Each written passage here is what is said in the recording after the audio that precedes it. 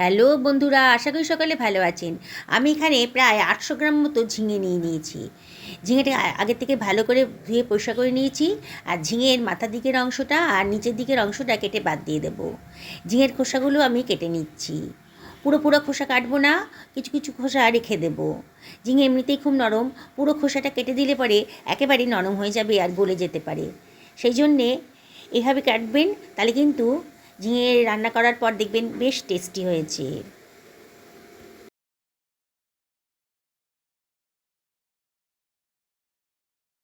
সমস্ত ঝিঙের খোসাগুলো কিন্তু ছাড়ানো হয়ে গেছে। এবার আমি ডুমু ডুমু করে কেটে নিচ্ছি ঝিঙেগুলোকে। খুব বেশি বড়ও করিনি, খুব বেশি ছোটও হবে না। এই মাঝারি সাইজের করে আমি ঝিঙেগুলোকে কেটে নিচ্ছি।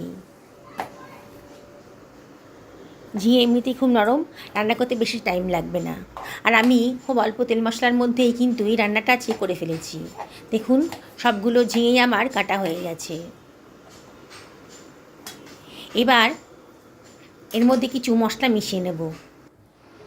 প্রথমে আমি এর মধ্যে দিয়ে দিচ্ছি হাফ টি চামচ মতো হলুদের গুঁড়ো, আর দিয়ে দিচ্ছি 1/4 টেবিল চামচ মতো লঙ্কার গুঁড়ো, আর দিয়ে দিচ্ছি হাফ টি চামচ মতো লবণ।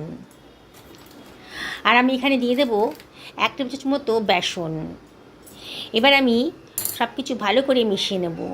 বেসনটা দিলে পরে লবণ আর লঙ্কাটা ঝিঙের গায়ের সাথে ভালোভাবে লেগে যাবে, তাই খুব ভালো করে মিশিয়ে নিতে হবে।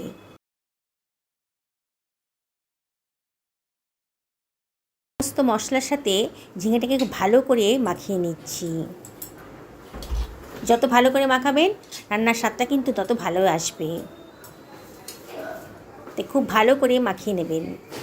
লবণ দেওয়াতেই কিন্তু ঝিঙের গা থেকে জল বেরোতে আরম্ভ করেছে। এবারে আমি 3খানা পেঁয়াজ নিয়ে নিয়েছি, খোসাগুলো ছাড়িয়ে নিয়েছি। আর পেঁয়াজের মাথার অংশটা, সাদা অংশটা বাদ দিয়ে দিচ্ছি। দিয়ে এবার পেঁয়াজটাকে আমি একটু মোটা মোটা করে কেটে নিচ্ছি। দেখুন কীভাবে কাটছি। এইভাবে কেটে পেঁয়াজের পাপড়িগুলো আলাদা করে দেবো।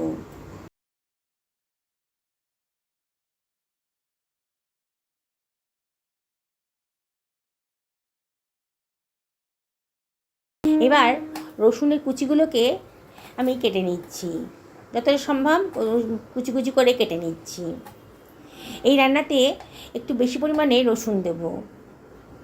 এটা ভাত দিয়ে খান বা রুটি দিয়ে, অসম্ভব টেস্টি একটা রান্না। আমি খানিকটা ধনেপাতা নিয়ে নিয়েছি, আগে থেকে অবশ্যই ধুয়ে রেখেছিলাম। এবার কুচি কুচি করে কেটে নিচ্ছি। আমি গ্যাসে একটা লোহার কড়াই গরম করতে দিয়ে দিয়েছি। কড়াইটা যখন বেশ গরম হয়ে গেছে তখন সর্ষের তেল দিয়ে দিলাম 1 টেবিল চামচ মতো। এবার ম্যারিনেট করা ঝিঙেটা আমি এর ভেতর দিয়ে দিচ্ছি। দিয়ে এবারে আমি সব কিছু ভালো করে মিশিয়ে নেব। অনবরত নাড়তে হবে।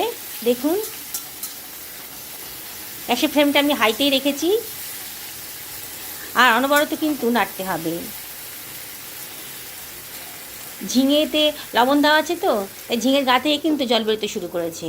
আমি এটা ঢাকা দিয়ে রান্না করব মিনিট 2-এর জন্যে, তাহলে তাড়াতাড়ি ভাজাও হবে আর একটু নরমও হয়ে যাবে। দেখুন, আমি আবার ঢাকা তুলে দিয়েছি, দিয়ে আবারও সব কিছু ভালো করে মিশিয়ে নিচ্ছি, ওপর নিচ করে নিচ্ছি। দেখুন, ঝিঙে কিন্তু বেশ কালারটা চেঞ্জ হয়ে গেছে। ঝিঙেটা আমার বেশ ভাজা ভাজা মতো হয়ে যাচ্ছে।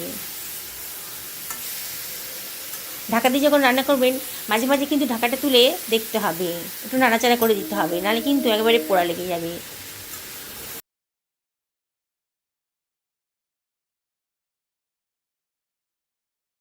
ঝিঙেটা বোঝা যাচ্ছে বেশ নরম হয়ে গেছে, আর একটু ভাজা ভাজা মতো হয়ে গেছে।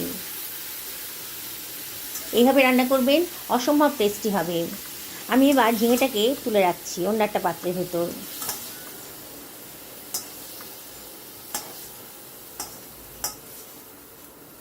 এবার ওই কড়াইতেই আমি দিয়ে দিচ্ছি 2 টেবিল চামচ মতো সর্ষের তেল।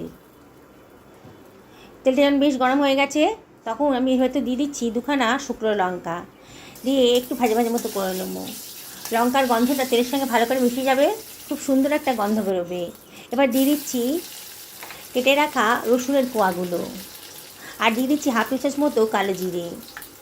খুব সুন্দর একটা ফ্লেভার বেরোচ্ছে কালো জিরে, রসুন আর শুকনো লঙ্কা। অনবরত কিন্তু নাড়তে হবে, দারুণ সুন্দর একটা গন্ধ বেরোচ্ছে।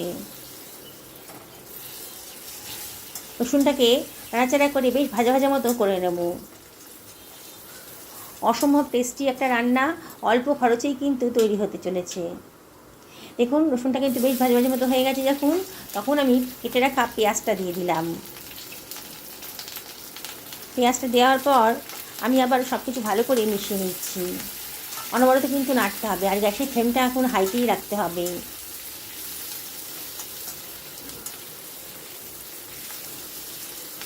বন্ধুরা, শুধু পেঁয়াজ দিয়েই এই ঝিঙেটা রান্না হচ্ছে, তেমন কিছু মশলাও কিন্তু দেওয়া হয়নি। দেখুন তাতেও কিন্তু অসম্ভব টেস্টি একটা রেসিপি তৈরি হয়ে যাচ্ছে। এবারে আমি ওর ভিতরে দিয়ে দিচ্ছি হাফ টি চামচ মতো হলুদের গুঁড়ো, আর দিয়ে দেবো হাফ টি চামচেরও কম লঙ্কার গুঁড়ো, যে ঝাল ঝাল হবে। আর দিয়ে দিলাম হাফ টেবিল চামচ মতো লবণ। লবণটা আপনারা অবশ্যই বুঝে শুনে দেবেন। আর দিয়ে দিচ্ছি দুখানা টমেটো, একটু বড় বড় সাইজের করে কেটে রেখেছি। টমেটোটাকে আগে থেকে ধুয়ে পরিষ্কার করে রেখেছিলাম, সেটা দিয়ে দিলাম। দিয়ে অনবরত কিন্তু নাড়তে হবে। টমেটো পেঁয়াজ খুব ভালো করে নেড়ে নেড়েই ভাজতে হবে, কোনো জল দেওয়া হবে না।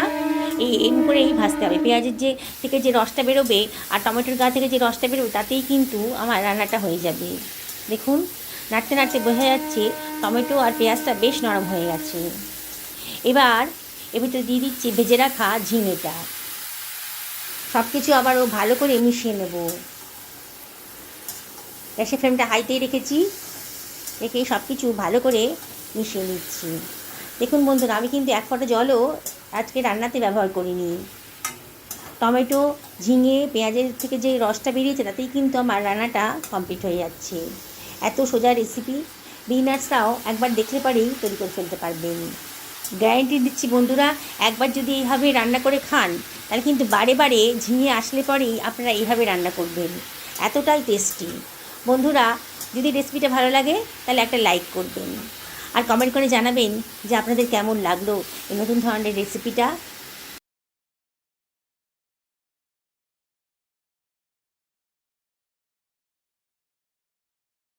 অনেকটাই নরম হয়ে গেছে, বেশ ভাজা ভাজা মতো হয়ে গেছে। দুখানা কাঁচা লঙ্কাও দিয়ে দিলাম। যদি কারোর একটু লঙ্কা খেতে ইচ্ছা করে, ঝাল ঝাল খেতে ইচ্ছা করে, তাহলে লঙ্কাটা দিয়ে খেতে পারবে।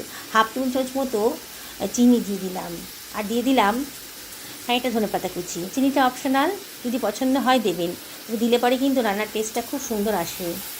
গরম ভাতের সাথেও এটা খেতে পারেন, আবার লুচি রুটি পরোটার সাথেও এটা ট্রাই করতে পারেন। যেদিনকে ডিনারে এটা বানিয়ে নেবেন, তাহলে কিন্তু আর অন্য কোনো তরকারির প্রয়োজন হবে না, এই রুটি খাওয়া হয়ে যাবে। তবে অবশ্য একটু বেশি রুটিই খাবেন, দুটোর জায়গায় চারটে খাবেন, এত সুন্দর টেস্টি একটা তরকারি থাকলে পরে।